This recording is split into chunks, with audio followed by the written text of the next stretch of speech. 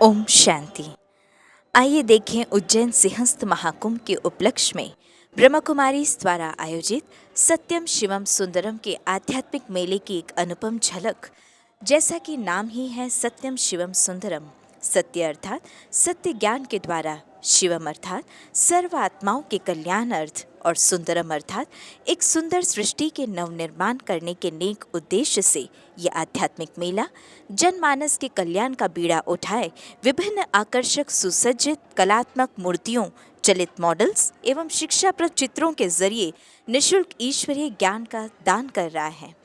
आइए इस आध्यात्मिक तारतम्य के पहले कदम में हम जानें ब्रह्म कुमारी संस्था का संक्षिप्त परिचय। प्रजापिता ब्रह्म कुमारी ईश्वरी विश्वविद्यालय की स्थापना की कहानी इस प्रकार है कि लगभग 60 वर्ष की अवस्था में दादा लेखराज, जो हीरो के एक सुप्रसिद्ध व्यापारी थे, उन्हें परमात्मा से मिलने की तीव्र उत्कंठा हुई। अपने जीवन परिवर्तन के इस अवधि में उन्हें कई दिव्य साक्षात्कार हुए। इसी के साथ उन्हें अपने व्यवहारिक जीवन से दूसरों को प्रेरित करने, राजयोग एवं परमात्मा ज्ञान के संदेश को जन जन तक पहुंचाने की परमात्मा प्रेरणा मिली। उसी प्रेरणा के फलस्वरूप इस संस्था की स्थापना औपचारिक रूप से सन 1937 में हुई। परमात्मा द्वारा दादा लेखराज को एक अलौकिक नाम दिया गया, प्रजापिता ब्रह्मा। उन्होंने इस संस्था के संचालन का कार्यभार मुख्यतः महिलाओं को सौंपा। इसकी सबसे पहली मुख्य प्रशासिका ब्रह्म कुमारी जगदम्बा सरस्वती थी और वर्तमान मुख्य प्रशासिका 101 वर्ष की एक विदुषी महिला दादी जानकी जी है। आध्यात्मिक मेले के दूसरे चरण में समय की पुकार के गूढ़ रहस्य को स्वास्तिका के जरिए समझाया गया है। स्वास्तिका के ये 4 भाग 4 युगों को प्रदर्शित करते हैं: सतयुग, त्रेता युग, द्वापर युग, कलयुग। कलयुग के बाद फिर से सतयुग का प्रादुर्भाव होता है, लेकिन इसके बीच एक कल्याणकारी युग जिसे पुरुषोत्तम संगम युग कहते हैं। जैसे रात और दिन के बीच ब्रह्म मुहूर्त के समय का विशेष महत्व होता है, वैसे ही संगम युग का विशेष महत्व है, क्योंकि इस कल्याणकारी युग में आत्मा और परमात्मा का मिलन होता है। आध्यात्मिक मेले के तीसरे चरण में बड़े ही रोचक तरीके से विश्व पिता परमात्मा का परिचय दिया गया है। जिस प्रकार 5 सूरदास अगर हाथी को स्पर्श करें तो पांचों ही हाथी के बारे में अपनी अलग अलग परिभाषाएं व्यक्त करेंगे, ठीक उसी प्रकार आज हर मानव अज्ञान अंधकार में होने के कारण वास्तविकता से कोसों दूर है, लेकिन यहाँ परमात्मा के सत्य पहचान का सहज मार्ग 5 कसौटी के माध्यम से समझाया गया है। आज मनुष्य आत्माएं अपने कर्मों के आधार पर पापात्मा, पुण्यात्मा, महात्मा, धर्मात्मा, यहाँ तक देव आत्मा भी बन सकती हैं, लेकिन परमात्मा नहीं बन सकती। जैसा कि गीता में वर्णित है कि धर्म की अति ग्लानि के समय अधर्म का विनाश कर सत्य धर्म की स्थापना करने अर्थ परमात्मा का दिव्य अवतरण होता है। इसी का यादगार महाशिवरात्रि पर्व आज तक हम मनाते आ रहे हैं। त्रिमूर्ति शिव परमात्मा का दिव्य अवतरण दिव्य कर्तव्य को मूर्त रूप देने अर्थ इस धरा पर होता है। यहाँ एक और गूढ़ रहस्य से अवगत कराया जाता है कि शिव और शंकर दोनों अलग है।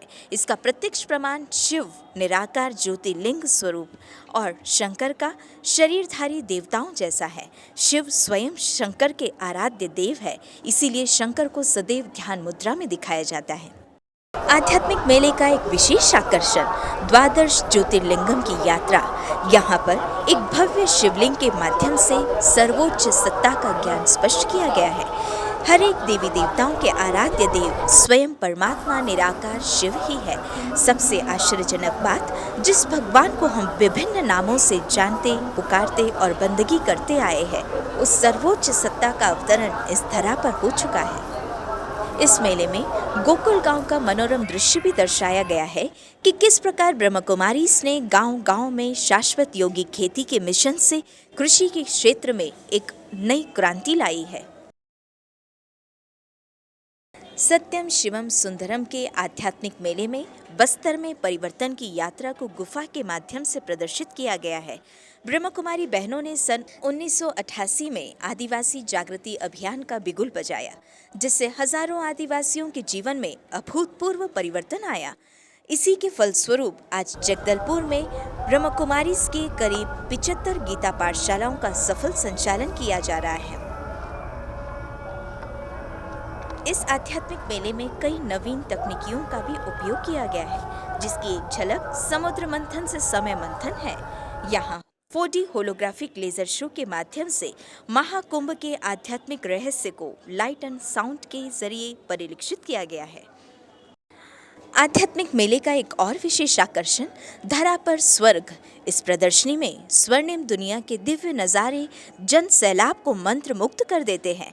श्री कृष्ण के बाल्यकाल से लेकर राजाभिषेक तक का 3D मॉडल्स के द्वारा जो दृश्य निर्मित किया गया है, उसे देखने पर ऐसा आभास होता है कि जैसे सचमुच धरा पर स्वर्ग उतर आया हो। लेकिन ऐसी सत्यों की दुनिया में जाने का मार्ग आत्मचिंतन और परमात्म चिंतन है।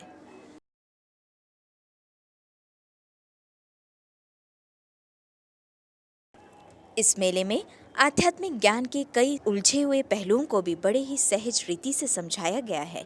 मैं कौन हूँ इस स्टॉल में मनुष्य को अपने वास्तविकता के स्वरूप का बोध कराया जा रहा है।